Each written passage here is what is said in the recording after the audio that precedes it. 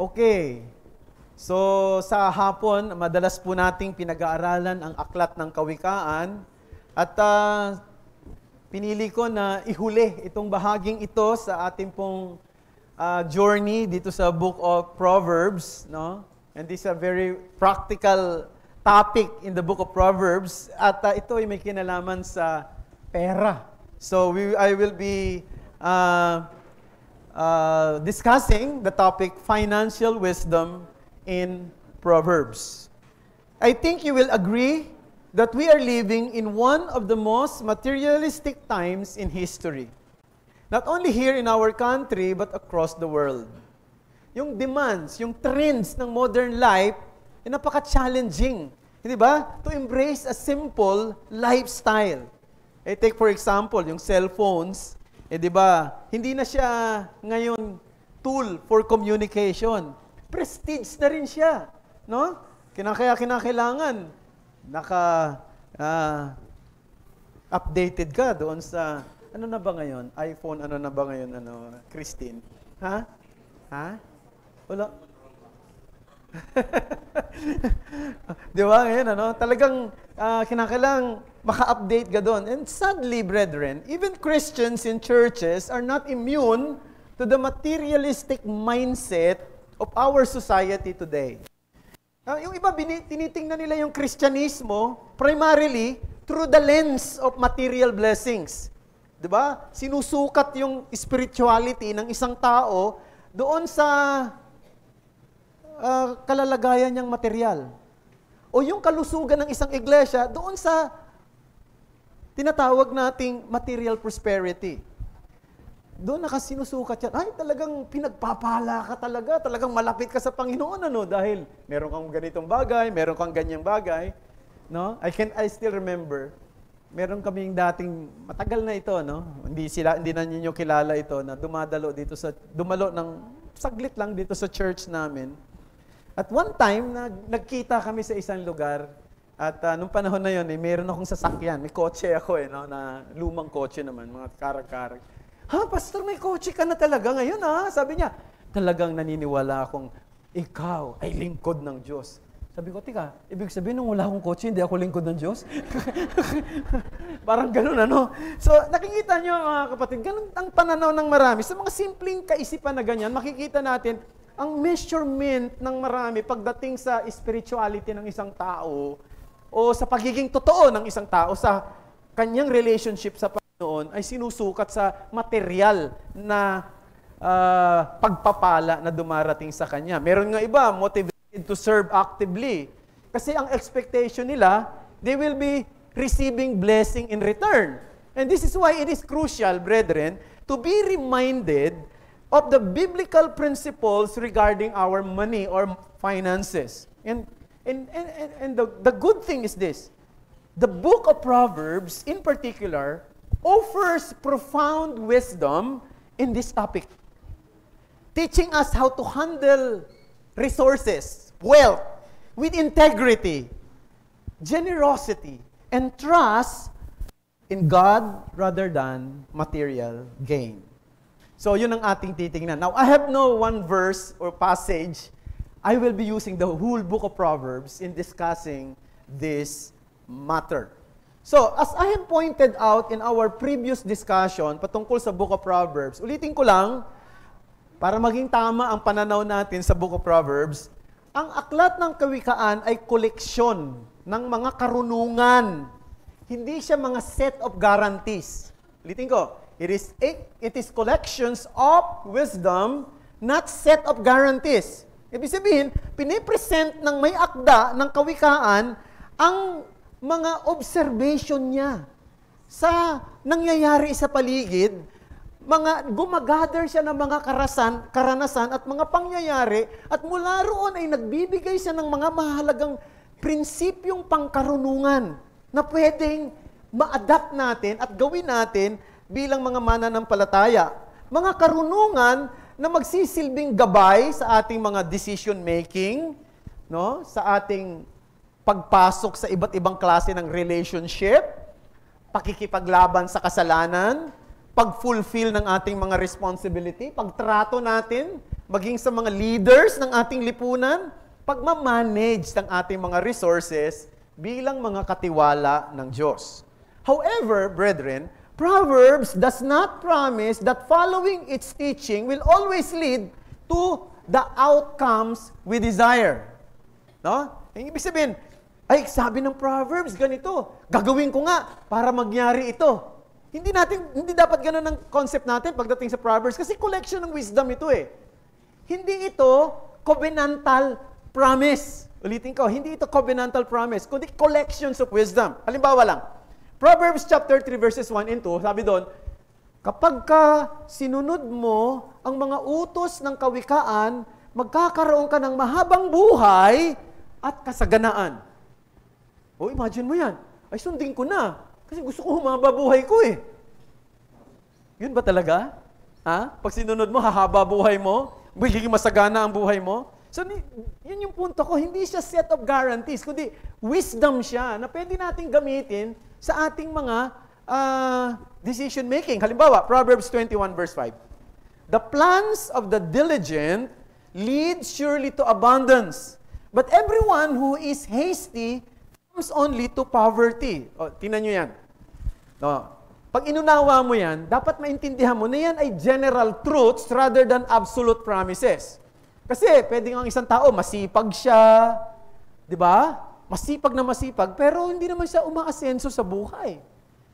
Naintindihan nyo? Meron nga, di ba, katulad ngayon, jackpot eh, no? Uso na ngayon yung maging vlogger na lang, Yung ba, pag pumatok yung vlog mo, kikita ka. Di ba? Naintindihan nyo ba yun? Pero dito, hindi sa lahat ng panahon ang sipag-sipag ng tao, umaasenso siya, merong masisipag, pero hindi naman sila masenso. Ganun lang. Ang isipin, maayos naman ang buhay nila, pero hindi sila yumaman. Kasi hindi siya covenantal blessing. Pwedeng mangyari na ikaw yumaman dahil sa kasipagan mo, pero hindi ibig sabihin, laging mangyayari yon. Sapagkat ito'y collections of wisdom. No? Ang Diyos pa rin na siyang soberano sa lahat ng bagay, ultimately, ang magdidetermine ng iyong path. Pwedeng pagpalain ng Diyos ang kasipagan mo, pwede naman sa pamamagitan ng kasipagan mo, ay magiging hamon ka sa iba, o magiging matatag ang pamilya mo, ang pangkabuhayan mo, kahit na maaaring hindi naman masagana ang buhay mo. So, pwedeng mangyari yan. So, the wisdom of Proverbs helps us to live rightly before God. But our trust should not be in guaranteed outcomes. It should be in the God who governs all things according to His perfect wisdom and purpose. And more importantly, brethren, before we proceed, ang aklat ng kawikaan ultimately points to Christ. No? Points to Christ. Bakit? Ang bagong tipan ay nagsasabi na si Jesus, hindi lang siya teacher ng wisdom, kundi siya yung mismong wisdom. No? Siya yung mismong karunungan. Kaya itong book of wisdom points to the real embodiment of wisdom. And He is none other than the Lord Jesus Christ. Proverbs' exhortations to seek wisdom above all else is in essence a call to pursue Christ, the very embodiment of divine wisdom. Okay, now let's go to our topic here na may kinalaman sa finances. Now let it be clear, brethren, that money plays significant role even in the exercise of our faith. Kasi itong pera, no? Ito ay sukatan din ng prioridad at ng ating katapatan. Halimbawa, Luke 16:10-11, may sinabi din si Jesus Christ sa kanyang parable. Sabi niya, one who is faithful in a very little is also faithful in much. One who is dishonest in a very little is also dishonest in much. If then you have not been faithful in unrighteousness wealth, who will entrust you the true riches? Nakita nyo? Ang punto dito, napakahalaga din pala ng pera, sapagkat dito sinusukat yung ating faith at yung ating faithfulness. At bilang mga mananampalataya, ang necessity, ang pagiging kailangan ng pera, di ba? Kailangan natin ng pera? Wala naman siguro magsasabi, hindi ko kailangan yan. No? Kailangan natin ng pera, ay mag-uudyok sa atin na magtrabaho ng may kasipagan, pero hindi lang yon. Ito rin ang siyang hahamon sa atin na magtiwala sa Diyos sa kanyang provision. At merong malaking pagpapala sa pagtitiwala sa Diyos, sapagat alam natin, He is the ultimate provider. And the message that I want to highlight this afternoon from the book of Proverbs regarding financial wisdom is this. We are stewards of God's gift and called to manage them wisely for His glory. We are stewards of God's gifts, called to manage them wisely for His glory. I have two headings. First, let's look at the balance in our approach of money. Second, the biblical principle in handling money. First, the balance in our approach of money. Proverbs chapter 30 verses 8 and 9 says, "Ilayo mo sa akin ang daya at ang kasinungalingan, huwag mo akong bigyan ng kasalatan o kayamanan man. Pakainin mo ako ng pagkain na aking kinakailangan, baka ako mabusog. At itakwil kita at sabihin ko, sino ang Panginoon? O baka ako'y maging dukha at ako'y magnakaw at ang pangalan ng aking Diyos ay malapastangan." Now, sino yung nagsasalita rito? Yan ay si Agur. Wala tayong anong impormasyon patungkol kay Agur, kundi ang sabi doon sa verse 1 ng chapter 30, siya daw ay anak ni Jake. Sino naman si Jake?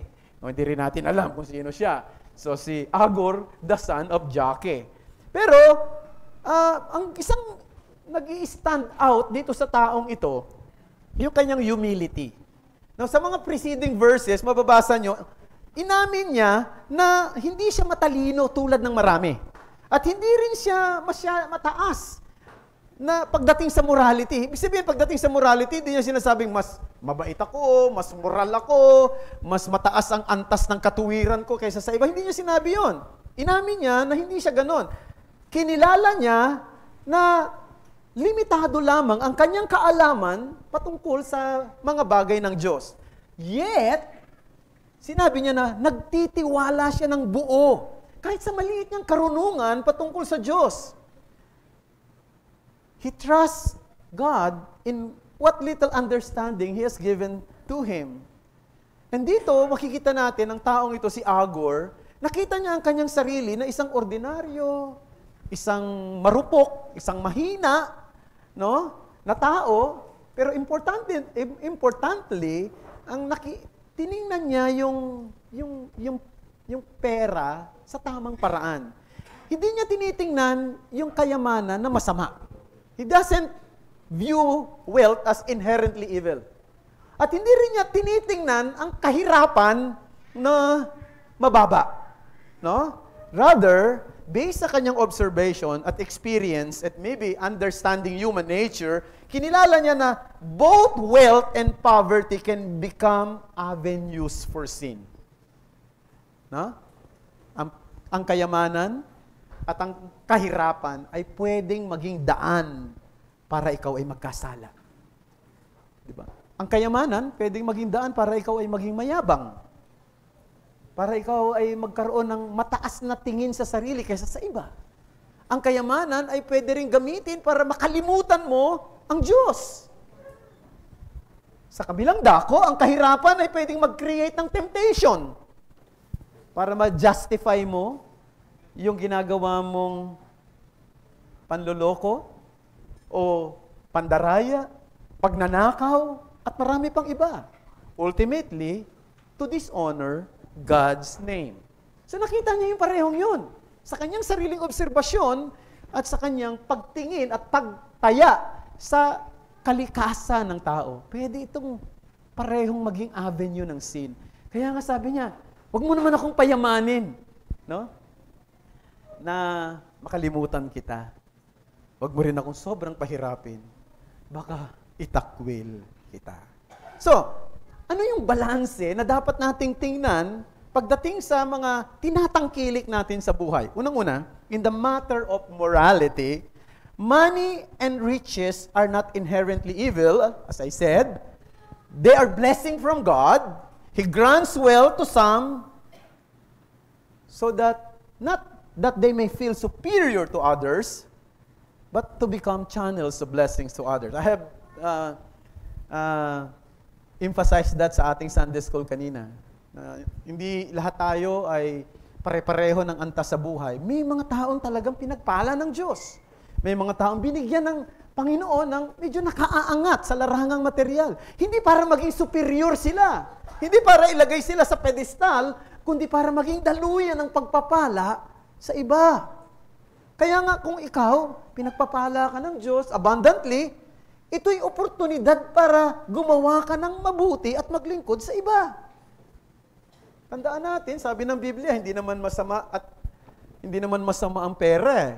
Ang sabi, the love of money is the root of all evil. So, ang pagiging mayaman at pagiging mahirap ay pwedeng maging daan.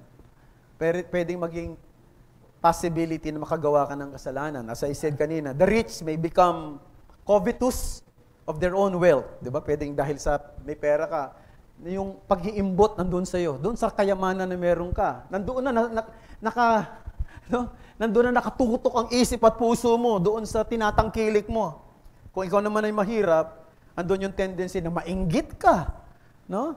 Magnasa ka ng mga bagay na hindi nararapat para lang makuha mo ang isang bagay na gusto mo. In both cases, this attitude is sinful and displeasing to God. So in the matter of morality, let's go to the other thing. In the matter of priority, now many things in life, brethren, are far more valuable than money.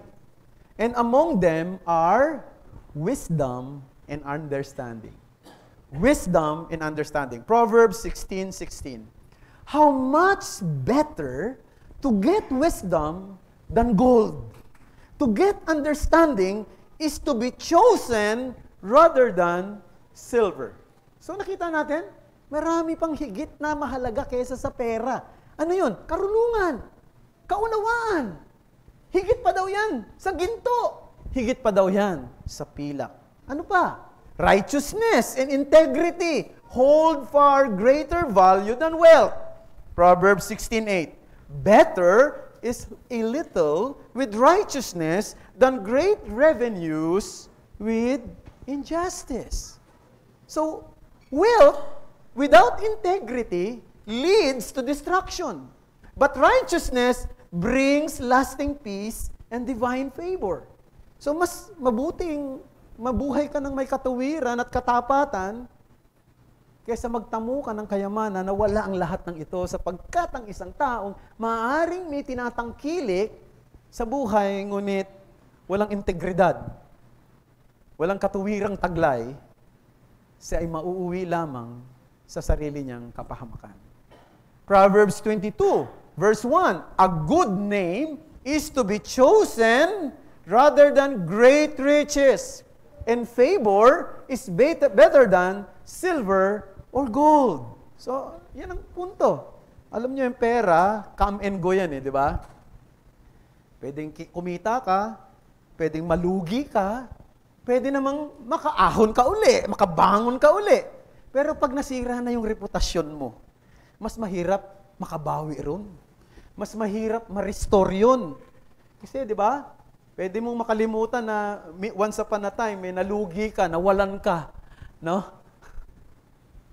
Pero yung panlilin lang, pandaraya, at yung betrayal o moral failure, yun, mahirap kalimutan yun. Kaya, righteousness and integrity hold far greater value than wealth. Pero hindi lang yun. Halimbawa, takot sa Diyos din. Fear of God. Proverbs 15:16, better is a little with the fear of the Lord than great treasure and troubled with it. So, kung walang takot sa Panginoon, ano mangyayari? Kung meron kang tinatangkilik. Wala kang takot sa Panginoon. Anong magiging resulta sa buhay mo? Pwede kang maging mayabang. Pwede kang magkaroon ng anxiety. Tinatawag na unnecessary anxiety.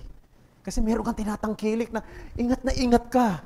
Na to the point na halos ayaw mo nang lumabas ng bahay. Dahil baka may mawala. May nakaw. No? Takot ka nang lumabas. At pinauwi yan sa hindi magandang kalalagayan. Wala ka ng kapayapaan. On the other hand, ang isang taong may takot sa Diyos, nakakaranas ng totoong kapayapaan at kakontentuhan kahit na daw sa mga maliliit lamang na bagay. Fear God. And siguro last but not the least, marami pa tayong pwedeng sabihin, Proverbs 15:17, love. Better is a dinner of herbs where love is than a fatten of ox and hatred with it. So nakita natin, mga kapatid, marami pang priority. Yan ang balanse.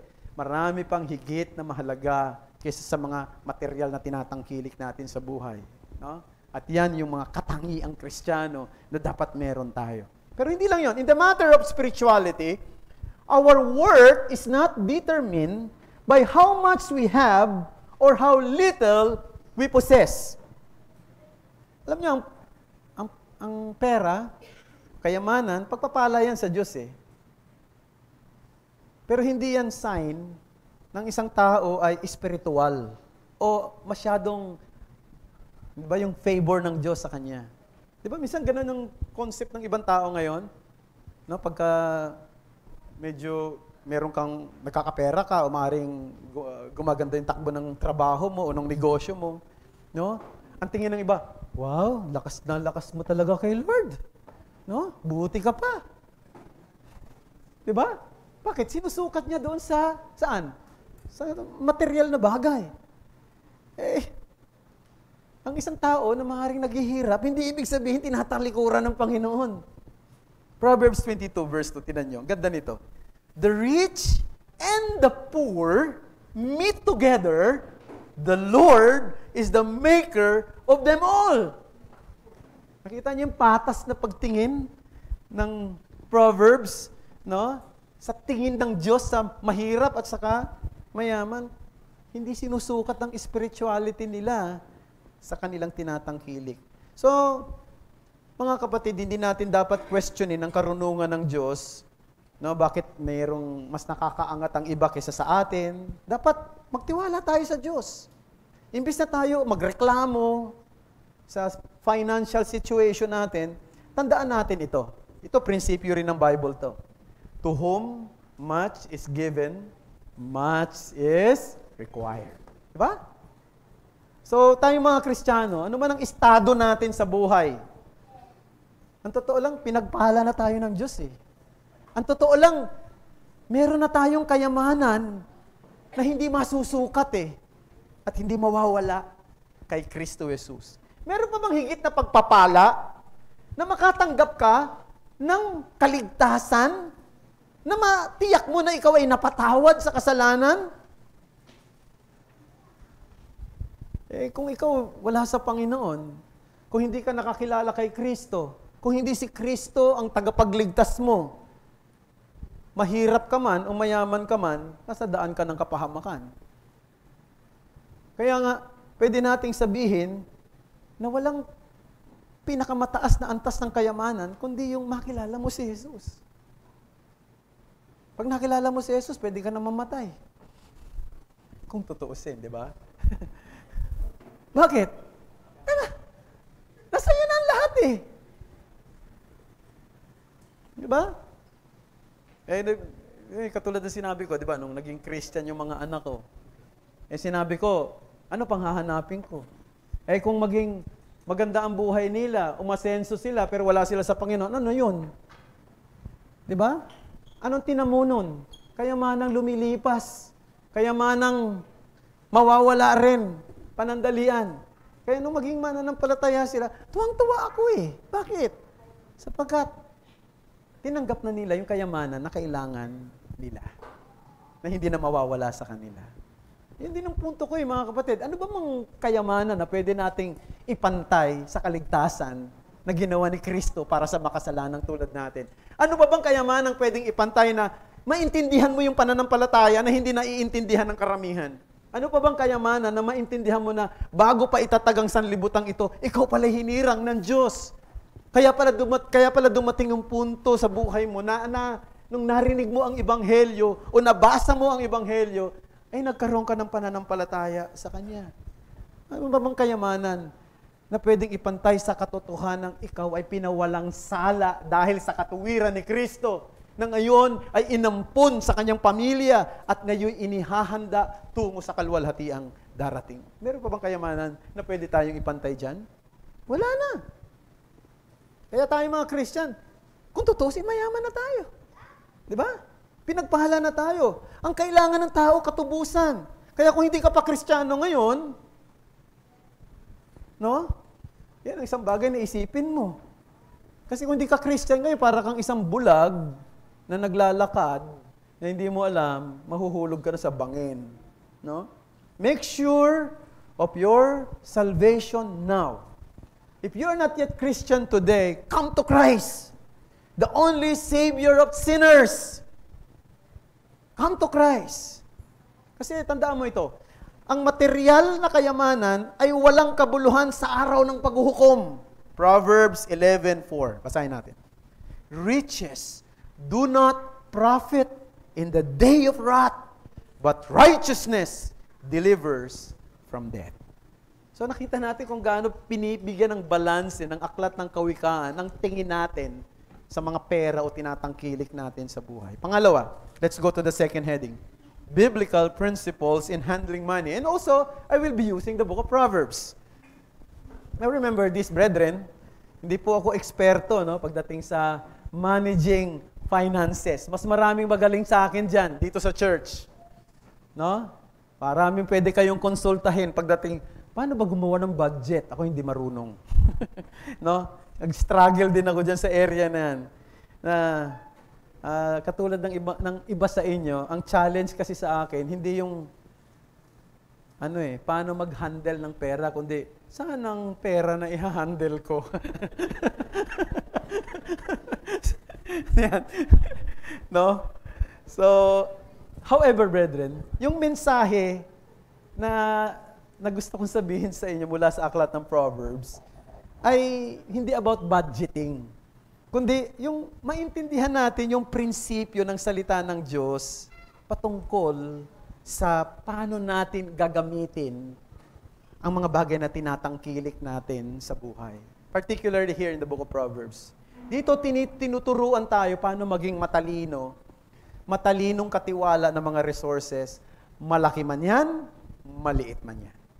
Unang-una, tingnan natin in the area of obtaining money or acquiring money. Now, paano ba dapat kumita ng pera? Paano ba dapat magkaroon ng pera? Walang mali. Ang sinasabi lang ng Biblia, magtrabaho ka. Di ba? Ito, yun naman ang pinaka-legitimate na paraan ng pagkita ng pera. Magtrabaho. Work hard to earn a living. Do not seek easy money. Yan kaya nga tayo, laban tayo sa sugal No? Bakit? Sapagkat yung sugal, driven by greed. No? Greed. Narinig mo, ay, wala pa pong nakakatama ng jackpot prize. At umaabot na ng 50 milyon ang ating jackpot. Nakikita mo, pag narinig mo yun, nag-iiba ng pakiramdam mo, no? At nakita mo, meron dong outlet. Wala naman tao. Wala naman siguro nakakakita sa akin, makasilip gan. Nakita niyo mga kapatid, mayroong kung anong ginagawa doon sa puso natin, driven by greed. Pero hindi lang yun, hindi yun ang paraan ng Diyos para mag-acquire tayo ng pera. Actually, sabi nga, tinanong to sa pastor's conference, na sinabi ni Pastor Noel, dalawang malinaw lang na bagay para tayo mag-acquire ng pera. Unang-una, pinagtrabahuan natin. Pangalawa, minana natin. Yun lang. Merong nagpamana sa'yo o may nagbigay sa'yo. No? Or, nagtrabaho ka. Pero, aside from that, hindi na tayo dapat maghanap pa ng pamamaraan, para mag-acquire ng pera, kundi sa dalawang bagay lang na yon. So, God designs for provision is through honest labor. Proverbs 12:11. Whoever works his land will have plenty of bread. Now, nung unang panahon, sa pagsasaka, di ba? Kailangan mo talaga ng sipag ng effort, ng talagang physical labor para makaani ka. No? Kasi wala namang modern machines nung panahon na yun Wala namang makinarya Kaya hindi madali. No? Mabuhay, hindi madaling magkaroon ng pagkain, ng tinapay. You have to work hard. So, yun ang dapat na maging malinaw sa atin. At itong bagay na dapat din nating tandaan, huwag tayong magtrabaho dahil ang intensyon natin, yumaman. No? Rather, nagtatrabaho ka para may provide ka sa pamilya mo, para ma-meet mo yung mga basic needs nyo, at maging channel of blessing ka sa iba. Yun lang. Yun lang. Kasi yung iba, gusto magtrabaho para yumaman. No? Dapat ang intensyon mo, kaya para may provide ka sa pangangailangan ng pamilya mo, ma-meet mo yung basic needs mo, and of course, maging channel of blessing ka rin sa iba. Proverbs 23 verse 4. Do not toil to acquire wealth. Be discerning enough to desist. Likewise, Proverbs 28:20. A faithful man will abound with blessing, but whoever hastens to be rich will not go unpunished. So, yun ay dapat malinaw sa atin. Now, if by God's providence, sa sipag mo, dahil sa wise stewardship mo, naging mayaman ka, no? Salamat sa Diyos. Pero dapat mong i-recognize na kaya ka yumaman, hindi dahil sa masipag ka lang, kundi dahil pinagpala ng Diyos ang gawa ng iyong mga kamay. Pinili niya na pagpalain ng Diyos ang gawa ng iyong kamay. Samantalang meron ding ibang masipag, hindi pinagpala ng Diyos ang gawa ng kanyang kamay para sila umasenso, kundi para maging sapat lang ang pangangailangan nila sa araw-araw. Nakita niyo? So, pero pwedeng mangyari yun. So, in the area of obtaining, we have to work hard to earn money. In the area of spending, now, dito na tayo. Meron di ba sinasabi yung Proverbs dyan? Now, gusto ko sabihin, plan your spending wisely and avoid impulsive purchases. Huwag nating hayaan ng mga sales tactics. Ay mga pressure tayo na gumawa ng hasty financial decision. No? Proverbs 21 verse 5. The plans of the diligent lead surely to abundance, but everyone who is hasty comes only to poverty. Ibang very hasty, no? Very hasty yung decision. Dapat matuto tayong mag-distinguish kung ano yung kailangan natin at kung ano yung luxuries. Necessities, luxuries. Alam niyo yung advertisement, maraming beses na ako na biktima dyan sa advertisement na yan Aaminin ko naman yun Kasi ang kinikreate ng advertisement, no, yung gumagawa siya ng desire sa puso mo na bilhin yung mga bagay na hindi mo naman talaga kailangan. Tama? Kaya before making a purchase, ask yourself, anong pakinabang ko sa mga bagay na ito? Kailangan ko ba talaga ito? Ano ang layunin ko sa pagbili nito? Maluluwalhati ko ba ang Diyos sa desisyon ko? Tama? Mga kapatid. At yun, sinasabi ko yun sa inyo, sinasabi ko rin sa sarili ko, dahil maraming pagkakataon ay biktima rin ako ng mga maling desisyon. No? Mga hasty decision. Kasi na-attract ka lang doon sa no? Doon sa nabasa mo, bumili ka na. Kasi minsan, ang kulit din minsan ng mga advertisement, papakita yung buhok mo, na wala yung ulo mong wala ng Tapos, before, after, meron ng buhok. Parang gusto ko bumili nun Marami na ako nabiling ganyan, walang nangyari, mga kapatid. No? Minsan talagang, hindi lang naman yun. Mababaw lang yun, gusto ko lang magpatawa. No? Pero marami pa no? Na totoong, ang ginagawa lang sa atin ay kini-create niya sa puso natin yung mga bagay na hindi naman natin kailangan. Now, in the area of giving, give to the Lord's work. Give to the Lord's work. Proverbs 3, 9 to 10. Honor the Lord with your wealth and with the first fruits of all your produce. Then your barns will be filled with plenty, and your vats will be bursting with wine. Now, hindi na natin tinitingnan yung mga verses sa New Testament sa iba pa. Dito lang tayo sa Proverbs. Dito pa lang sa Proverbs, pinapakita yung kahalagahan ng pagtulong no? Pagbibigay, no? Yung pagkakaloob. Giving to the Lord is an act of worship. Honor the Lord with your wealth. Giving to the Lord is an act of trust and gratitude. So, kinikilala natin lahat ng bagay galing sa Kanya. At tayo ay mga katiwala lang ng pagpapala ng Panginoon. At kung tayo ay nagbibigay ng may kagalakan sa puso natin, dinidemonstrate natin ang pananampalataya sa Diyos na nagpo-provide ng ating pangangailangan at nagkikibahagi tayo sa Kanyang gawaing pangkaharian. So in the area of giving, give to the Lord's work. Not only that, care for those in need. Alalahanin natin yung mga nangangailangan. No? Proverbs 19:17. Whoever is generous to the poor lends to the Lord, and He will repay him for his need. Imagine mo yun, yung sinabi ng Panginoon, ng Proverbs dito. Pagka daw ikaw tumulong sa mga nangangailangan, para daw nagpahiram ka sa Diyos.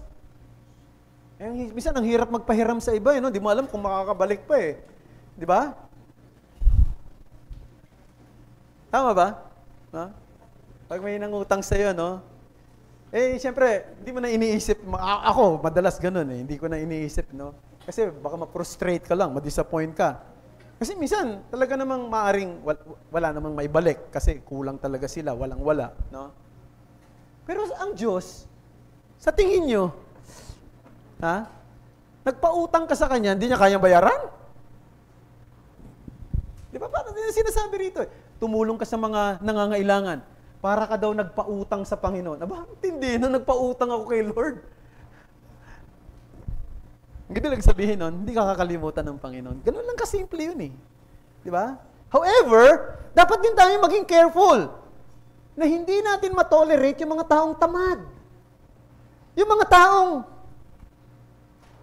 ang kanilang lifestyle ay parang parasite. Umaasa na lang lagi sa iyo. No? Kahit na malakas pa siya, kahit na pwede pa siyang magtrabaho, pero dahil meron ka naman, no, nakaasa na lang siya sa iyo lagi. Proverbs chapter 20 verse 4, sabi doon, the sluggard does not plow in the autumn. He will seek at harvest and have nothing. No? So, while generosity is a biblical principle, it must be coupled with wisdom. Dapat discerning din tayo sa mga tinutulungan natin, lalo na doon sa mga nandiyan sa paligid natin. Hindi po pinagbabawal ng Bible na tumulong tayo sa mga beggar. Pero sinasabi rin ng Bible, maging wise ka na sa pagbigay mo sa kanila, no? Baka yung mga taong yan, tinutulungan mo sila para maging dependent na lang sa'yo. Para maging irresponsible sila. At yun ang dapat nating gawin, no? Sa mga bagay na ito. Now, in the area of lending, pagpapahiram. Naniniwala po ako, mga kapatid, na ang salita ng Diyos, hindi niya tinitingnan ang pangungutang na masama. Di masama yun. I don't believe that God's Word views debt as inherently sinful. But, it does caution us to avoid it whenever possible. Ibig sabihin, sana hanggat maaari, huwag tayo mangutang. Hanggat maaari. Pero yung pangungutang hindi masama. No? Pero hanggat maaari. Hanggat maaari. Bakit? Sapagkat minsan ang utang ay ginagawa kang bandage, nagbabandage, yung kinukulong ka, no? Para kang alipin. Di ba? Proverbs 22 verse 7. The rich rules over the poor, and the borrower is the slave of lender. Tama ba yan? No? So kapag ka may utang ka, di ba, parang ang hirap, di ba? Paano ko mababayaran to? No, lalo na pagka may inaasahan ka na pambayad, hindi dumating yung inaasahan mo.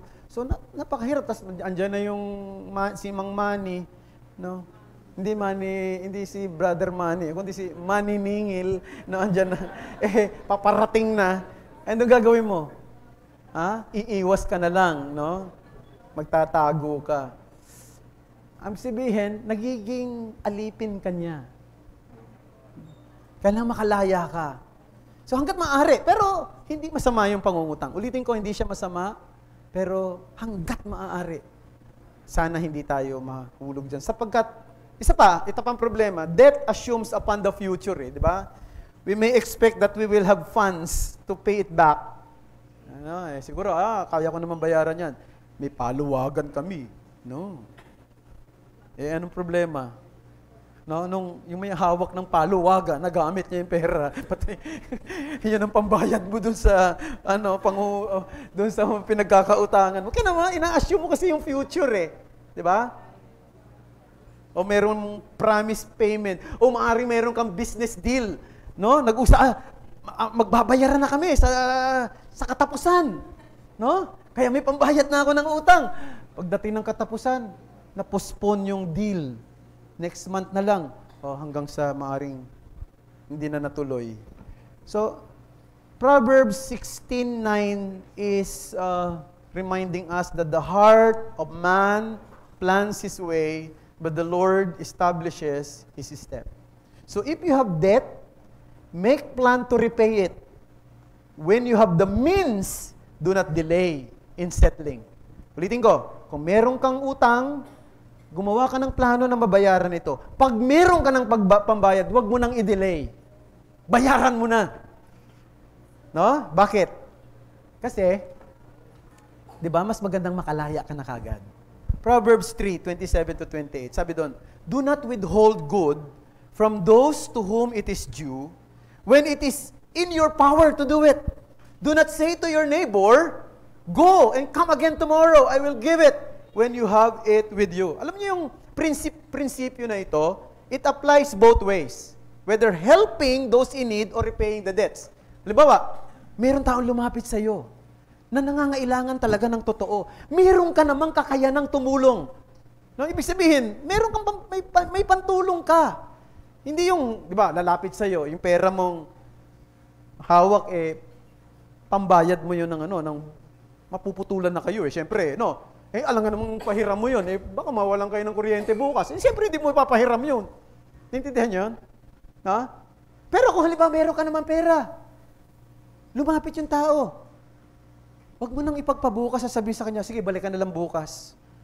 Nandiyan na Nandiyan na yung kapangyarihan na binigay ng Diyos na tumulong ka Sa kabilang dako naman, may utang ka. Pagkatapos, may pambayad ka na, ayaw mo munang bayaran. No? Parang hirap bayaran no? Saka muna kaya, baka naman makalimutan na ni sister yun. Tagal na yun Saka ni brother. Di ba? Gawin mo na. Ngayon pa lang. Yun ang sinasabi dito. So, the key lesson is this. When you have the ability to act, do not delay. Helping others is always the opportunity to reflect God's kindness. And repaying debts is a step toward financial freedom and integrity. Alam niyo mga kapatid, it is always good to be free from such obligations. It is always good, di ba? Yung, natapos ko na yung utang ko, salamat naman sa Panginoon. Di ba? Sarap, di ba? Pakiramdam.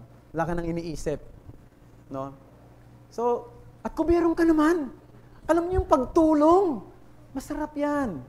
Hindi lang masarap yan, kundi kinalulugdan ng Diyos yan. Yan ay opportunity of service, opportunity to do good especially to the brethren. No? To the brethren. As I said kanina sa Sunday school natin, sa pagtulong natin, laging merong priority tayo. 'Di ba? Katulad ng sinabi ni Paul, do good to all, especially to the household of faith. Now, in the area of saving, last na to. Saving is wise. 'Di ba? Anong sinasabi ng Proverbs? Marami eh. Ayoko nang basahin kasi hahaba tayo eh. Pero merong sinabi sa Proverbs patungkol sa mga ants, naalala niya? Mga langgam. Ano sabi? Tingnan niyo yung mga langgam.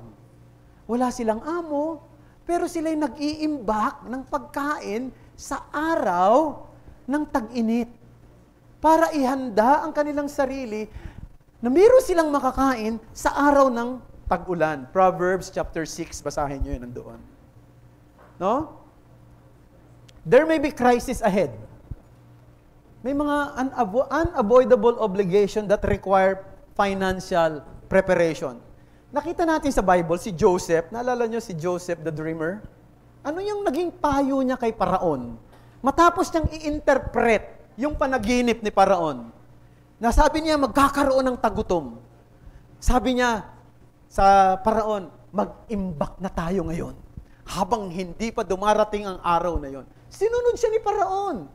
Nakasurvive yung buong kaharian ng Ehipto at nailigtas pa ni Joseph yung kanyang pamilya na nandoon sa Kanaan na makarating sa Ehipto at na-preserve yung kanilang family, na-preserve at naging isang malaking bansa at sa pamamagitan ng bayan ng Israel, dumating ang tagapagligtas na walang iba kundi ang ating Panginoong Hesukristo.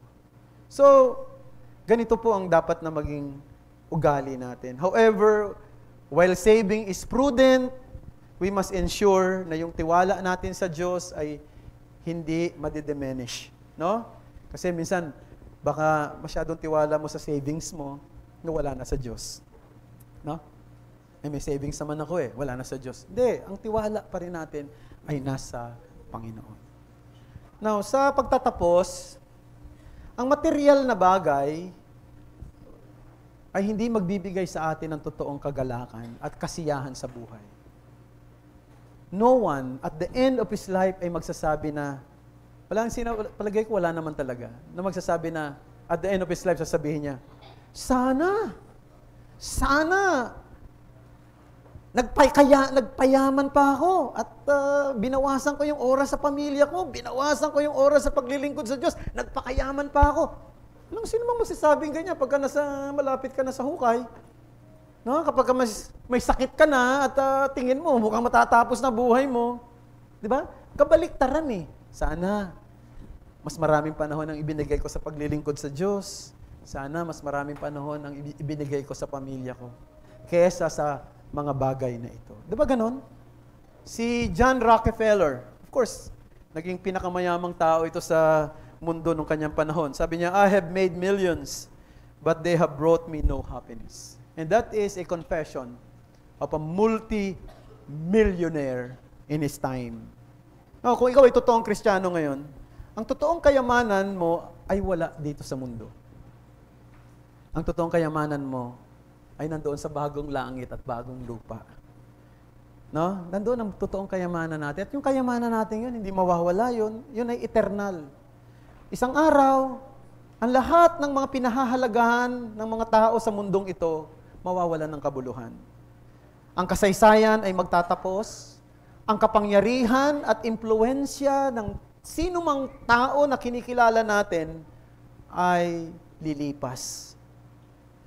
Ang mananatili ay ang ating selyo ng kaligtasan. Ang selyo ng katubusan. Ang espiritual na kayamanang tinanggap natin kay Kristo Jesus. Ito ay hindi mawawala. Ito ay hindi lilipas. Ito ay magpakailanman. Tiyakin mo ngayon na ikaw ay ligtas. Tiyakin mo ngayon na ikaw ay tinubos. Sapagkat kung hindi, ikaw ay mapapabilang sa mga taong miserable sa huling panahon.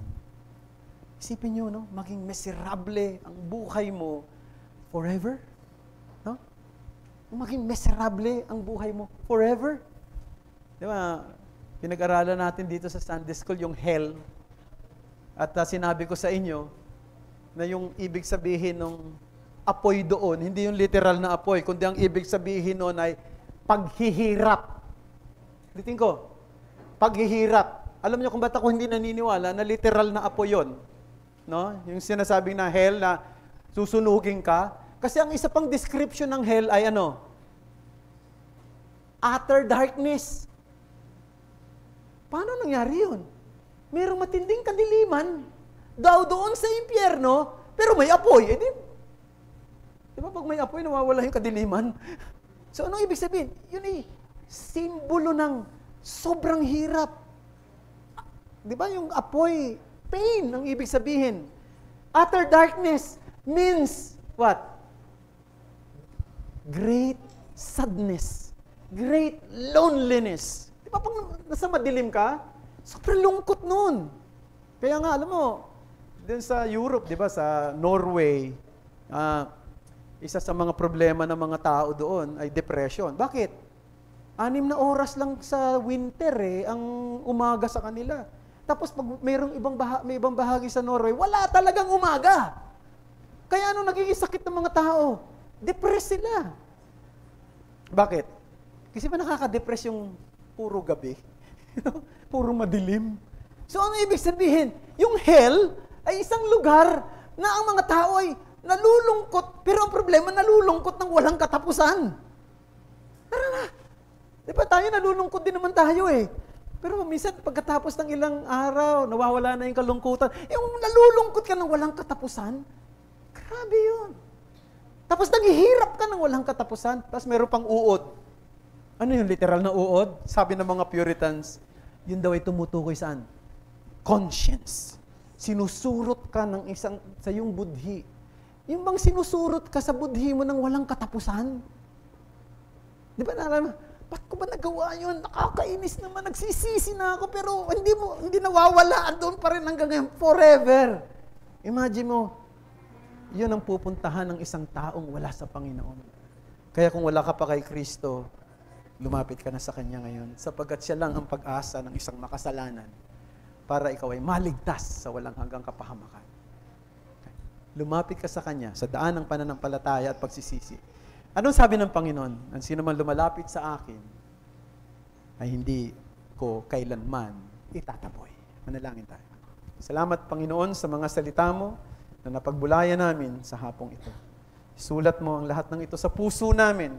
Makita namin ang kahalagahan ng pagiging mabuting katiwala ng mga resources na meron kami, maliit man o malaki.